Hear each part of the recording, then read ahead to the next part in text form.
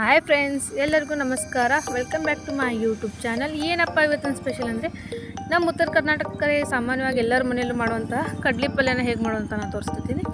ಇದು ಕಡ್ಲಿ ಗಿಡ, ಇನ್ನೂ ಬೆಳೆದಿರಲ್ಲ, ಚಿಕ್ಕದಾಗಿರೋ ಕಡ್ಲಿ ಗಿಡ. ಇದರ ಚಿಗುರುಗಳನ್ನ ಮಾತ್ರ ನಾವು ತೊಗೋಬೇಕು. ವಿಡಿಯೋದಲ್ಲಿ ತೋರಿಸಿದಾಗ ಅದು ಚಿಗುರುಗಳನ್ನ ಮಾತ್ರ ನಾವು ಕಿತ್ಕೋಬೇಕು. ಸಾಮಾನ್ಯವಾಗಿ ಇದು ಉತ್ತರ ಕರ್ನಾಟಕದಲ್ಲಿ ಎಲ್ಲರ ಮನೆಯಲ್ಲೂ ಮಾಡ್ತಾರೆ, ಗೊತ್ತಿರುತ್ತೆ. ಆದರೆ ಕೆಲವೊಬ್ಬರಿಗೆ ಗೊತ್ತಿರಲ್ಲ. ಅದಕ್ಕೋಸ್ಕರ ನಾನು ಈ ವಿಡಿಯೋನ ಮಾಡ್ತಿದ್ದೀನಿ. ಈಗ ಕಡ್ಲಿ ಗಿಡ ಈ ಥರ ಇರ್ತದೆ ನೋಡಿ ಫ್ರೆಂಡ್ಸ್. ಕಡ್ಲಿ ಗಿಡ ತೊಗೊಂಡಾದ್ಮೇಲೆ ಅದನ್ನು ಒಂದು ಪಾತ್ರೆ ಹಾಕ್ಕೊಂಡು ನೀಟಾಗಿ ತೊಳ್ಕೊಬೇಕು.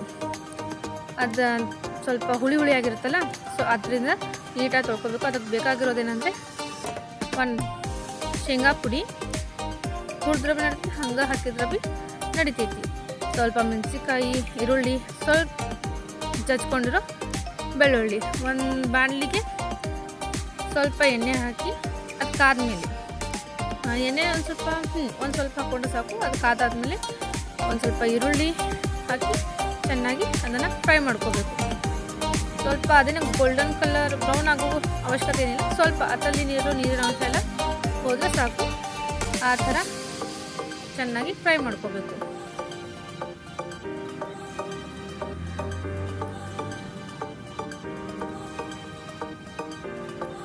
ಆಮೇಲೆ ಅದಕ್ಕೆ ಹಸಿಮೆಣಸಿನ್ಕಾಯಿ ಹಾಕೋಬೇಕು.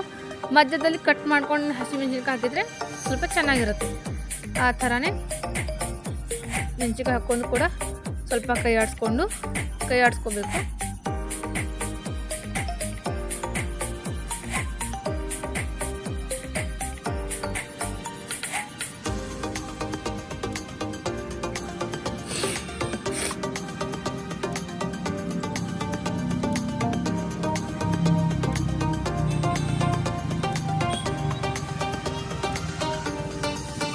ಮೆಣಸಿನ್ಕಾಯಿ ಒಂದು ಸ್ವಲ್ಪ ಖಾರ ಬಿಟ್ಟ ನಂತರ ನಾವು ಜಡ್ಡು ಇಟ್ಕೊಂಡಿರ್ತೀವಲ್ಲ, ಅದು ಬೆಳ್ಳುಳ್ಳಿ ಹತ್ರ ಹಾಕಬೇಕು. ಮತ್ತೊಂದು ಸ್ವಲ್ಪ ಚೆನ್ನಾಗಿ ಫ್ರೈ ಮಾಡಬೇಕು. ಅದನ್ನು ಎಣ್ಣೆೊಳಗೆ ಹುರ್ಕೋಬೇಕು. ಸ್ವಲ್ಪ ಚಟಾಪಟ ಅನ್ನೋ ಒಂಥರ ಅದು ಒಂದು ಸ್ವಲ್ಪ ಏನು ಅದ್ರೊಳಗೆ ನೀರಿನ ಅಂಶ ಅನ್ನೋದು ಏನಿರ್ತೈತೆ ಅದೆಲ್ಲ ಅದ್ರೊಳಗೆ ಹೋಗಿಬಿಡ್ಬೇಕು.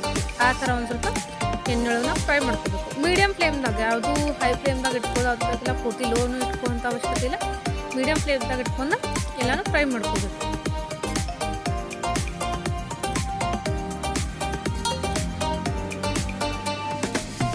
ಅದು ಫ್ರೈ ಆದ ಕೂಡಲೇ ಅದ್ರೊಳಗೆ ನಾವೇನು ತೊಳೆದಿಟ್ಕೊಂಡಿರ್ತೀವಲ್ಲ ಆ ಕಡ್ಲಿ ಪಲ್ಯನ ಹಾಕಿ ಚೆನ್ನಾಗಿ ಕೈ ಆಡಿಸ್ಬೇಕು. ಅಂದ್ರೆ ಅದು ಎಣ್ಣೆ ಮತ್ತು ಅದು ಏನು ಹಾಕಿರ್ತೀವಿ ಮೆಣಸಿನ್ಕಾಯಿ ಅದೆಲ್ಲ ಅದ್ರೊಳಗೆ ಕುಡ್ಕೋಬೇಕು. ಹಂಗೆ ಚಲೋತಾಗಿ ನಾವು ಅದನ್ನು ಕೈ ಆಡಿಸ್ಕೋಬೇಕು.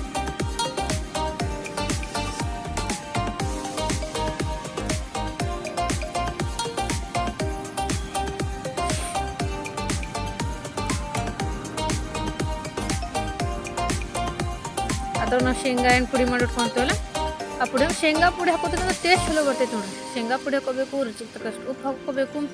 ಚೆನ್ನಾಗಿ ಅದಕ್ಕೆ ಏನು ನಿಮ್ಗೆ ಎಕ್ಸ್ಟ್ರಾ ನೀರು ಬೇಕಾದ್ರೆ ಒಂದು ಸ್ವಲ್ಪ, ಅಂದರೆ ಒಂದು ಸ್ವಲ್ಪ ಏನರ ಬಿರುಸೋದು ಆಗಿದ್ದರಿಂದ ಪಲ್ಯ ಕುದಿಯಂಗಿಲ್ಲ ರೀ. ಅದು ಆಟೋಮೆಟಿಕಾಗಿ ತಂತಾನೆ ಕುದಿಯಂಗಿಲ್ಲ.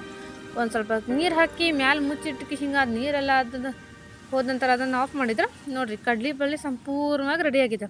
ಇದು ರೊಟ್ಟಿ ಜೊತೆ ತಿನ್ಬೋದು, ಅನ್ನದ ಜೊತೆ ತಿನ್ಬೋದು. ನಮಸ್ಕಾರ.